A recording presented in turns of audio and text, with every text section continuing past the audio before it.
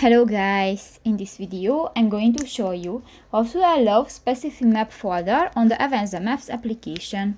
But first of all, I just want to mention, please don't forget to subscribe to our channel, because at 100,000 subscribers we are going to show you our YouTube revenue statistics and growth strategy, how to make money online. So let's jump into it. First of all, open the application on your device. New, click to the three dots at the upper right corner of the screen, and new, click to the settings icon. Go to the settings section and click to the first option, the general, and here you can find the second button, the specific map folder. Maps loaded from sources outside the Avenza Maps store will be saved to a user-specified folder.